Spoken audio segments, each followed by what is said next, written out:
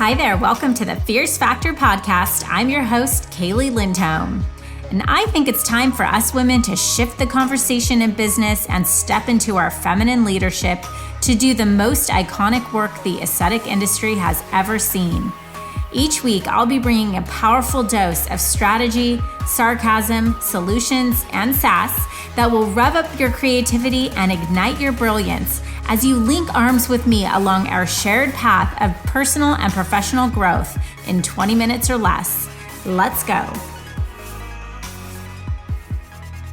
Hello, leader. Welcome back to the Fierce Factor podcast. It's your host, Kaylee here, and you are tuning in to episode 231. And I decided to have an interview with myself. Welcome to Honest Conversations.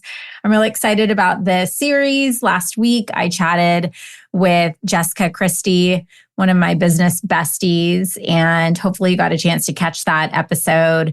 I feel like we can talk for hours and hours and hours about all of the nuances of, I think, growing together and like leveling up as humans and experiencing that level up through the beautiful vessel of our business. And it's exciting to see, I think, just checking in year after year and checking in with ourselves and seeing where we have come and how far we have come toward the process of becoming that person that we envision ourselves to be. And I know I've been spending a lot of time visualizing who Kaylee of 2025 is going to be. And I've been asking myself questions like, does this decision, does this choice, does this activity, does this habit align with that next version of who I want to become?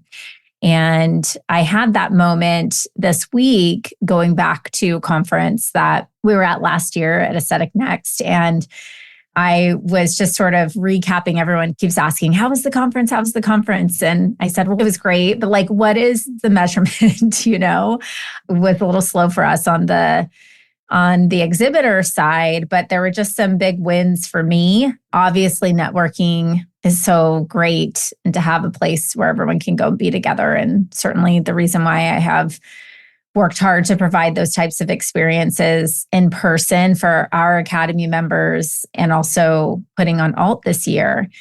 But also there were just some wins for me personally, being able to stand in an environment where I could look back and re-examine myself in the same sort of environment, but a year later.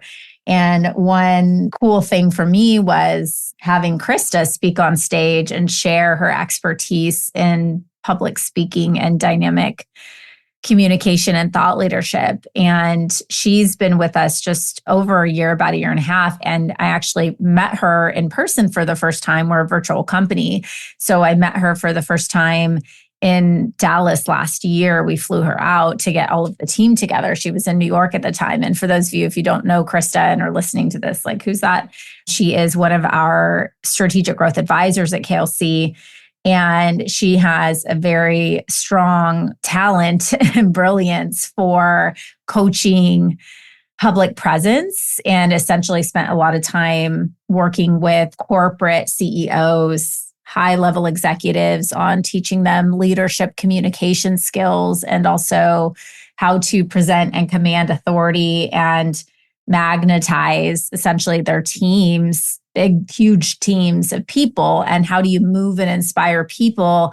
It comes so much down to your language and the words that you use, but also the way you use them and the energy and passion that you put behind them. And one of those key strategies is through storytelling. And so she did a talk on the one technique to command the stage in a way that would get you a standing ovation every time. And that was through storytelling. And so when she came last year to meet with the team, I told her that it was my goal for her to speak on stage about public speaking, because there's about 100 faculty members at that conference and a lot of big conferences, and yet there isn't really anybody teaching about that. So I thought that was really cool to see that come to fruition. And I was proud as a leader to have helped facilitate that experience, but also obviously to showcase so many of my incredible team members when I started my business as a personal brand. And so I think a lot of those types of emotions that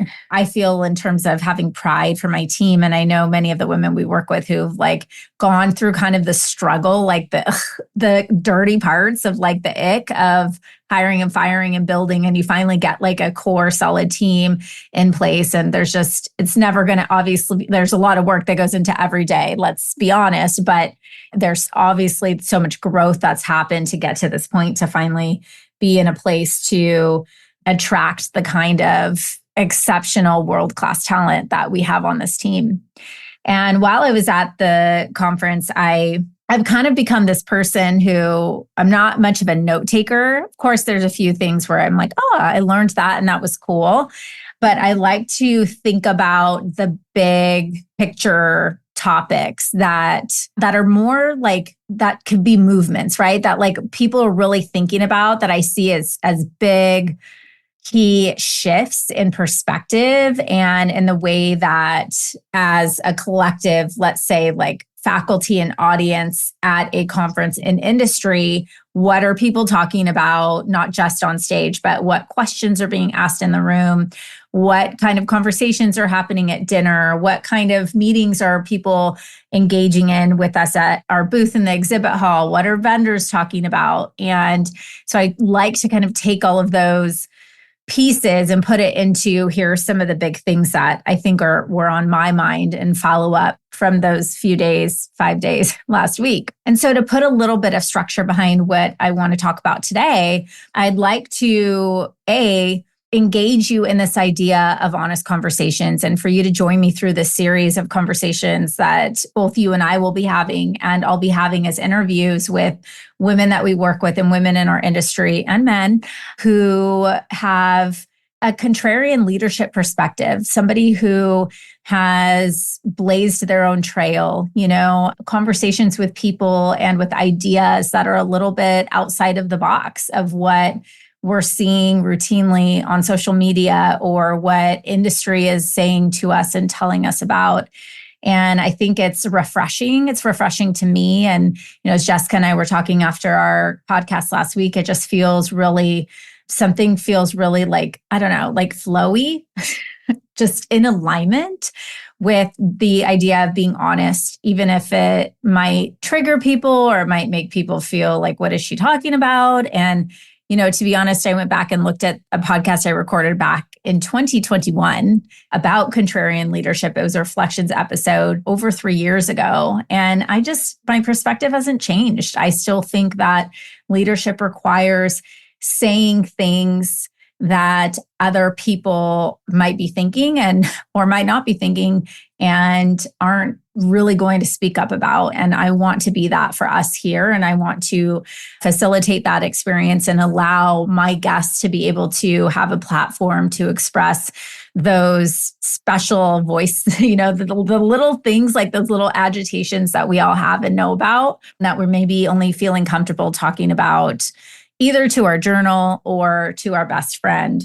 So there's just a few points that I wanted to kind of touch base on as it relates to some of the key takeaways that I had from our conference over the past week. And number one, so I've got 4 things written down here. So number one was let's normalize employee turnover.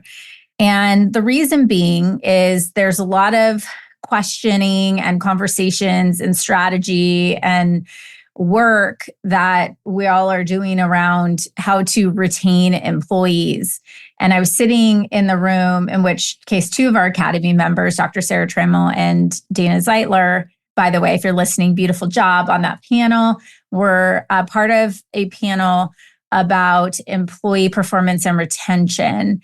And it seemed to me that of all of the questions that were asked, I started to think to myself, like maybe that we're asking the wrong question. I wonder if in a space where we have so many empath female business owners who primarily think about how to keep employees happy and how do I continue to give and to open up and to pour into the people that I have, that I have found more often than not, the the contrary, in the sense that the challenge with many of the females we work with is being okay with letting go of employees when it's time to let them go. And I have yet to meet somebody who has built a really, really successful, thriving team who hasn't been through some sort of turnover or gotten to a point, at some point, an inflection point where they were with great people that they had at one time who then became sort of where the business outgrew them, or their goals changed, or they became misaligned. And I think that we need to instead worry so much or focus solely on retaining and keeping employees, but to be okay with the idea that we are building an ecosystem in which we're engaging people to come into an agreement with us in our business. Nobody has a gun to their head to be here. This is an open, at will employment opportunity. And so if we get to a point where what we have agreed to offer an employee and what they've agreed to contribute in terms of their activities to produce this synergistic result is not in alignment, that is okay. And so I would like to normalize employee turnover. I would like to normalize, let's say, letting go employees who have not grown with the company when the company is growing fast. And now that's not to say that we shouldn't be allowing our employees to grow within the infrastructure of our company and giving them those tools and focusing on their growth plan and developing the skills that they're going to need to grow with us. But if at some point an employee is not right for our company, then that's okay. And it's not a reflection on us as a leader. It does not mean that we were not a great boss. It does not mean that we don't know how to run a business. It doesn't mean that we are an awful human. It means none of those things. And too often we lose somebody and then we get this hiring PTSD and it stagnates us, and then we can't move forward and hire somebody else, or we bring elements of that experience into the new experience of trying to continue to grow and build with this new infrastructure. And the point is that that employee is probably not grown with the company. The company's outgrown that employee and maybe even outgrown us as a leader. And so the focus really needs to intrinsically be on our ability to move past what has happened and to grow into the kind of leader who is now capable of building the team for this next iteration of the business. And the truth is that all failures that happen in business are a learning opportunity. And it's a call to action for us as leaders to learn from our mistakes and then to show up into that same situation in our business through the lens of somebody who's grown and who can handle and is capable of achieving our mission and addressing those scenarios and situations and problems through the lens of a more evolved leader. That is the point. And so I think it's okay, A, to normalize employee turnover, and then B, my second takeaway from that, it's a very simple formula for me. If someone was to ask me, how do you get an employee to stay around and how do you get them to achieve at a high level? It's very simple to me. Become the kind of leader who magnetizes and attracts great people and great people who want to work hard for the vision of the company. That means people who are aligned with our mission and people who have like-minded attitude and ambition toward achieving their own goals for the same reasons as you. Some food for thought. The second takeaway is that consistency is key. There is not one takeaway or one technique or one thing that you can learn that's going to make a major shift. It's going to be about the habit of showing up and doing it all the time. And I thought about this I asked in every session I taught, why are you here today? And I heard things all across the board, but a lot of times people just want your top 10 list, right? Like, give me the formula, Kaylee. Like, what is the secret sauce? And the truth is, if there was a secret, it wouldn't be one. Okay. So the point is, it's the uncomfortable or even sometimes comfortable, like I'll say just even more boring stuff that makes big results. So it's the showing up every day. As an example, our Academy members, at some point in time, they get to a point where I get to watch these women like go from sitting and taking copious 4 pages of notes to basically like leaning back and then maybe piping in their advice or a comment or piggybacking on something or sharing an experience that they had because they have just shown up and done the work every single day, which is so cool. So if you were to look at somebody, a new member who came in and somebody who's been with us for 4 years, they're going to look at them and say, wow, I want to be just like them. And guess what they did is they showed up every single week and they did the work and they went through the process. And it was just, it's simple part of kind of, it does it itself, right? Like it works if you just show up and put in the little 1%, the 1%, the 1% every single week, then you're going to experience exponential growth and exponential change. My third takeaway was be careful who you take advice from. So this was simply just an idea that in this climate of wanting to be like and copy somebody and model their business model and have a following like them and have your business look like them and achieve their same success, it's really easy to want to skip steps. It's really easy to not know who has actually achieved what you want to achieve. Number one, I think we're not always clear on what we want. Or two, we get sort of suckered or just sort of, I don't know, enamored by the things that are right in front of us and then forget about how those things or those decisions are going to take us to where we want to go down the road. So, I had conversations with multiple people that will say to me, like, I talked to so-and-so about their compensation plan and they're this big time, blah, blah, blah. And I said, well, how do you know they're big time? Or what does big time mean? And then they'll say, well, they have a lot of Instagram followers, or, well, they're speaking on a lot of stages. And we have to be careful, ladies. Like, the truth is, I'm not to say that somebody who has a big following isn't doing a phenomenal job or somebody who is speaking on stage isn't. But think about exactly what it is that you are trying to achieve and how do you actually know, A, that person has achieved it and they're not just telling you they have or look like they have, and B, if they achieving that is actually not knocked down 10 other dominoes that would be completely against what your core values are. So I just put that out there. Have your tentacles up or like be on alert of who you're taking advice from, get to know, do your research, and be very intentional about what your goal is when you're asking somebody for advice. And more often than not, asking for advice probably will take you down a wrong path than a right path. I would instead seek to find people who can help you in-source your wisdom because you have it. You really do. And then to get the resources to support you once you have that answer. Okay. And then wrapping this up, finally, number 4, how female entrepreneurs need to be coached. Good one. So this was interesting. I think think about yourself as if you listen to this, you're probably either a business owner, you want to be a business owner, or you're an alpha female running and working in a business like an entrepreneur, or you're leading a kick-ass team probably, or, you're in a position of leadership. We don't like being told what to do. And usually nobody will tell us. And as the boss, guess what? We get to call the shots. A lot of us started our business for that reason.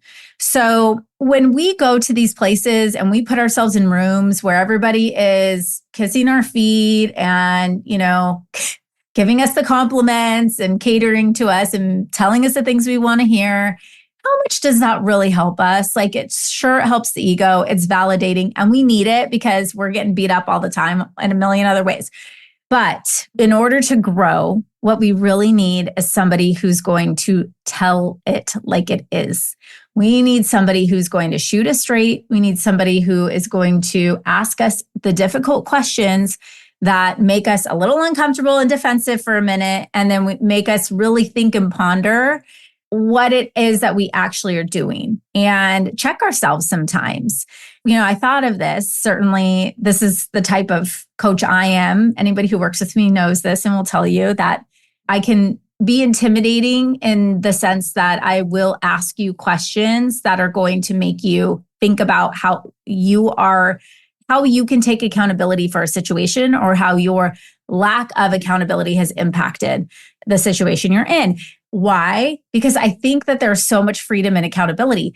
when you take accountability, you have the power. You have the ultimate say. So whether something turns out good or bad, it's your call.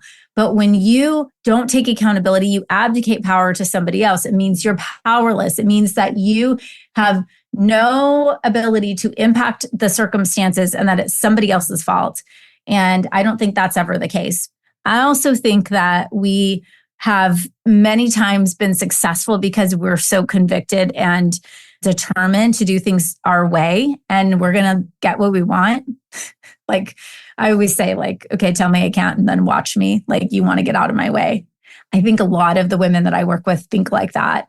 Big hearts, like big hearts, big, generous, loving, giving, caring hearts. And I'll also stomp on you if you get in my way of giving that love to whoever I need to give it to. So kind of like that.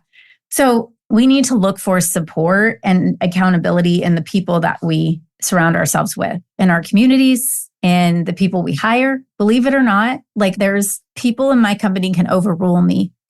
Not many, but there are certain things like my calendar, for example, that I will routinely need to get overruled because I'll want to squeeze too much in, or, I won't allow enough time for something to really become fruitful and build. I'm impatient. I want to move quickly. And so I put accountabilities in place to hold me to the realities of what I need, even though I think I want something else, if that makes sense. And I also think that when you look for a coach or you look for an advisor or a mentor, you need somebody who is going to talk to you at the level of which you guys can be on the same page and ask you those difficult questions and challenge you in ways that are going to make you think about your strategies differently and to check yourself in, so to speak. And someone said to me, I get this a lot, like, well, I don't want to go into a group program. So like, I just want to, do one-on-one coaching. And I say, well, why wouldn't you want to be a part of a group? Oh, I'm just not a group person.